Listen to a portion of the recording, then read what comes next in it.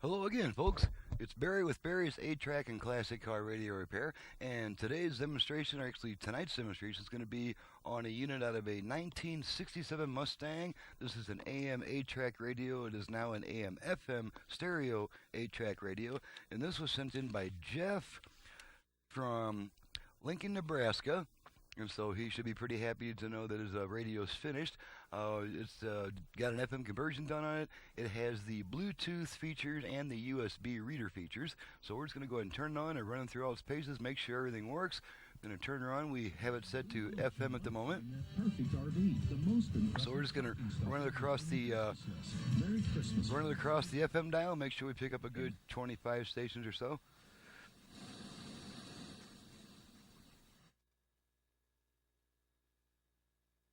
And it was just like, even from PJ in that moment was like, all right, dude, get back to no, John, you're cool. I know you. And placement, like getting the paintings off the wall. Oh, God, thank you so much for not. From theology initially.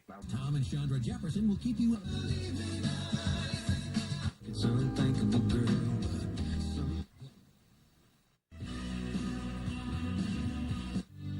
But work took me away. At WM Phoenix Open. Beat out the big box stores and they deliver. Yeah, it's about 15 FM stations so far.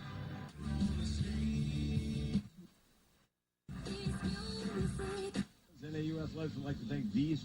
What makes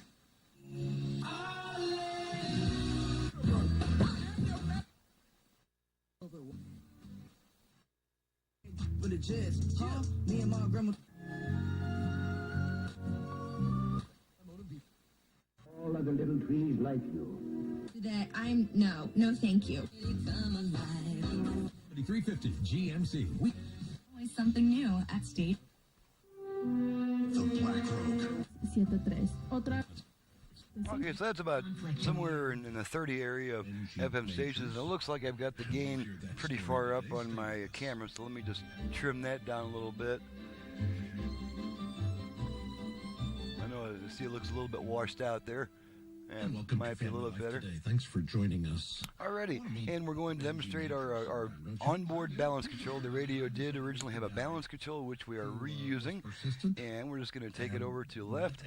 A determined young woman. Right. Determined to win her. I want to And let's go ahead and bring our output level meters in the picture so you can actually see it in too. search of Katie Davis.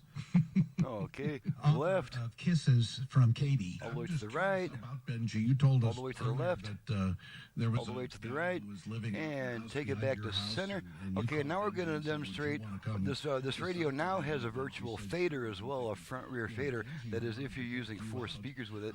And the way that we activate the fader is we give the tone control 2 quick turns to the right.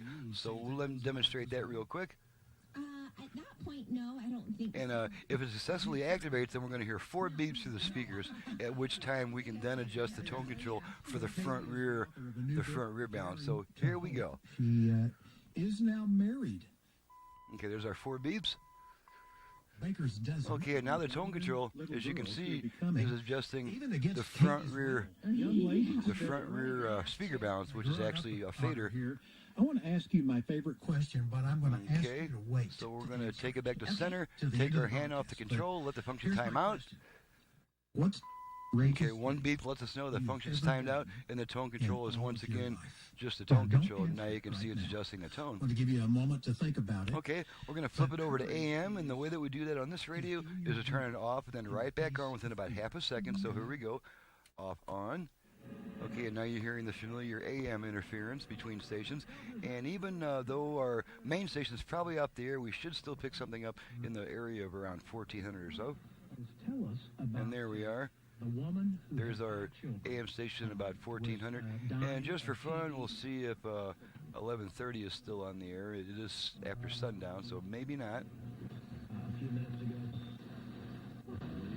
Continually hire employees who work fewer than 30 hours. Okay, it is still on the air.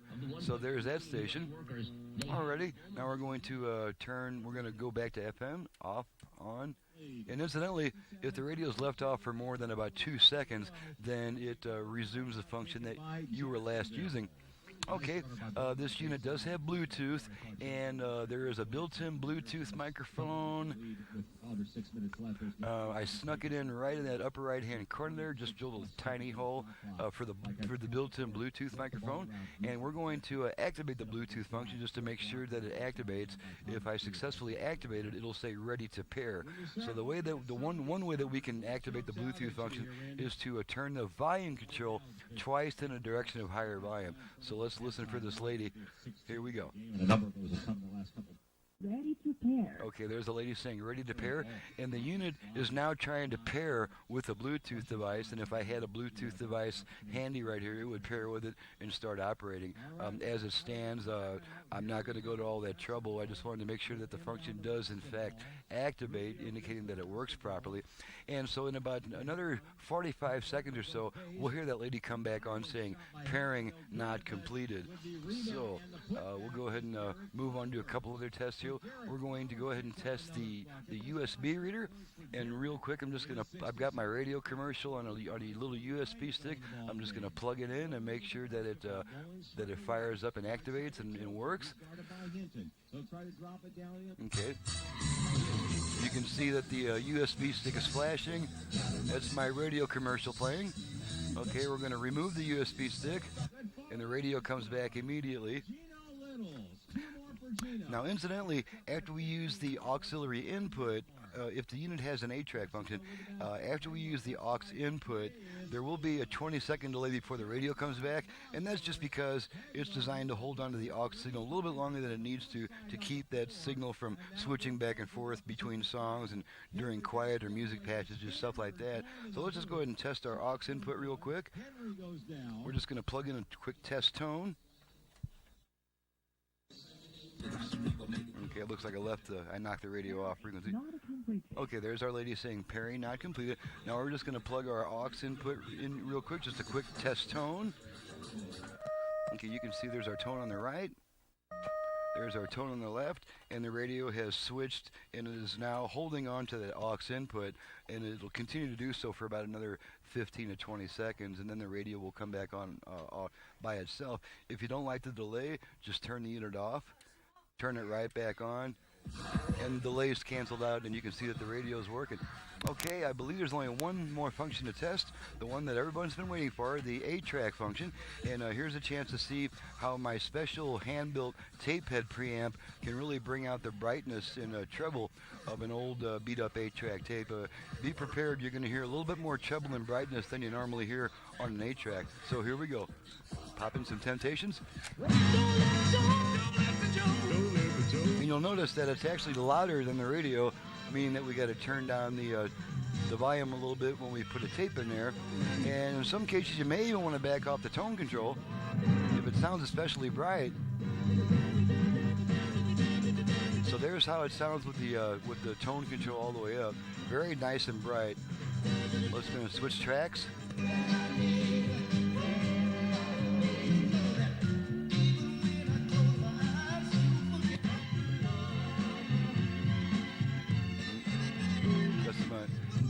Nice stereo separation on this Temptations tape.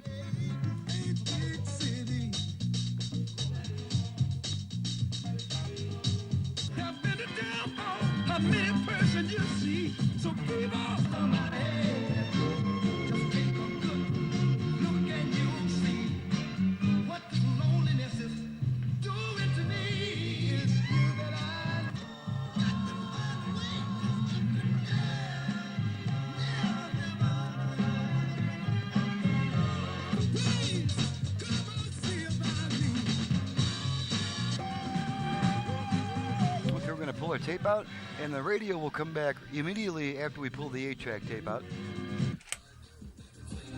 And there's our radio come back. Okay, that concludes the test. All the functions are working properly. We've tested the AM and FM. The only thing we have not tested is the dial lights. So let's go ahead and turn on those dial lights real quick and make sure those worked. I did replace the dial lamps. So that's working correctly as well. And so we've tested the AM, FM, we've tested the Bluetooth and the USB, we've tested the virtual fader control, we've tested the existing balance control and the existing tone control, and we've tested the 8-track function. Everything is working properly. She's ready to go back to customer, and I'm ready to get back to work on something else, whatever that may be. This is Barry with Barry's 8-track and classic car radio repair. If you have a radio 8-track unit, either as far as the 8-track goes, either for home or for car use, I work on both home and car 8-track players. As far as radios, I only work on car radios, and in most cases I'll be going straight to a modern conversion on a lot of these car radios to compensate for the lack of availability of certain parts and all that. And needless to say, it adds FM, and on this model we've added Bluetooth and USB reader line input and all that cool stuff. So you can reach me directly for these services at 928-533-9666. My website is in the description below. Thank you very much for watching, listening. We'll see you next time.